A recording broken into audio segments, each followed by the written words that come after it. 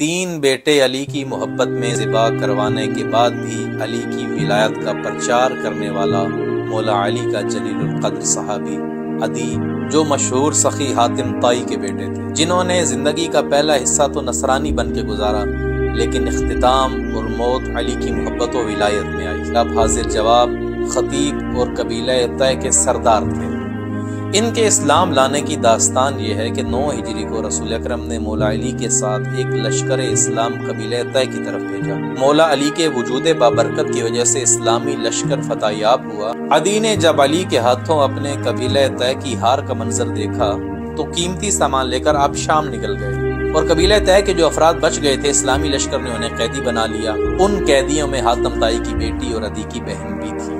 جب قیدیوں کو رسول اکرم کے سامنے پیش کیا گیا تو عدی کی بہن نے کہا، یا رسول اللہ، میں نے آپ کے اخلاق کریمہ کے واقعات سنے ہیں، ایک سخی باپ کی بیٹی ہوں، میرا یوں قید ہونا میرے لیے شرمساری کا باعث ہے، میں آپ سے گزارش کرتی ہوں آپ مجھے رہا کریں۔ رسول اکرم نے کہا، میں تمہیں تمہارے باپ کے رویے اور کردار کی وجہ سے آزاد کرتا ہوں، اور تم جہاں جانا چاہو وہاں خیریت سے پہنچانا بھی ہماری ذمہ داری ہے۔ تو یہ کہنے لگی، یا رسول اللہ، میرا بھائی عدی شام رہتا ہے، اگر آپ مجھ پہ احسان کریں تو مجھے شام تک پہنچا۔ رسول اکرم نے انہیں شام پہنچانے کا بندوبست کیا، اور جب یہ شام اپنے بھائی عدی سے ملی تو رسول اکرم کا اخلاق کریمہ بتایا اور کہا کہ میں قیدی بن کے گئی تھی تو رسول اکرم نے مجھے اتنی عزت دی ہے، تم سائل بن کے جاؤ گے تو تمہیں کیا عزت دیں گے؟ جاؤ ایک دفعہ اسلام کے بارے میں جان تو لو، اگر تمہارا دل کہے کہ وہ سچے نبی ہیں تو ان کا کلمہ پڑھ لینا، اور اگر تمہارا دل کہے کہ وہ سچے نہیں ہیں تو واپس لوٹا۔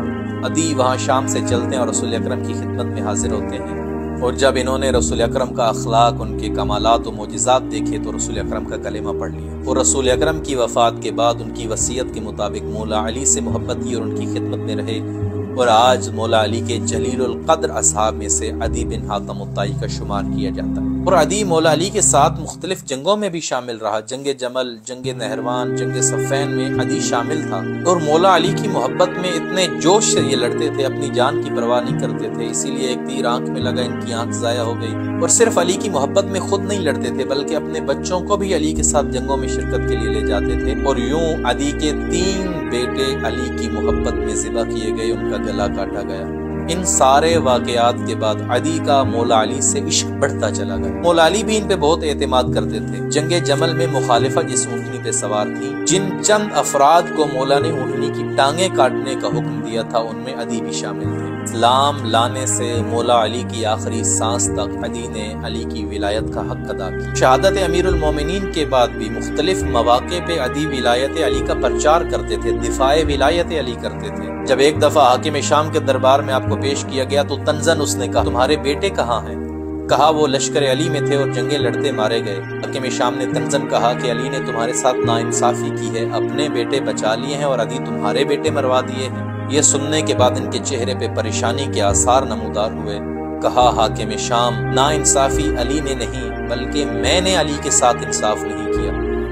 حاکم شام تعجب میں آ کے کہتا ہے کہ تم نے علی کے ساتھ کیسے انصاف نہیں کیا؟ تمہاری آنکھ علی کی محبت میں ضائع ہوئی، تمہارے 3 بیٹے علی کی محبت میں مارے گئے۔ عدی بولا، ہاں میں نے علی کے ساتھ انصاف نہیں کیا، علی دنیا سے چلے گئے اور میں اب تک زندہ ہوں۔ ایسا عشق، ایسی محبت تاریخ میں دیکھنے کو نہیں ملتی، اور محبت کی سچائی کی دلیل یہی ہے کہ جب محبت بڑھتی ہے تو امتحان بڑھ جاتا ہے۔ حق کے محبت بھی یہی ہے کہ جب بھی محبوب کے نام پہ کوئی قربانی دی جائے تو شکر ادا کیا جائے۔ اور میں اکثر دعا کرتا ہوں ولایت علی کی تبلیغ اور پرچار کے لیے پروردگار ہمیں بھی مشکلات میں ڈالے، ہمیں بھی پریشانیاں دکھائے، اور ان پریشانیوں میں ثابت قدم رہنے کی توفیق عطا فرمائے۔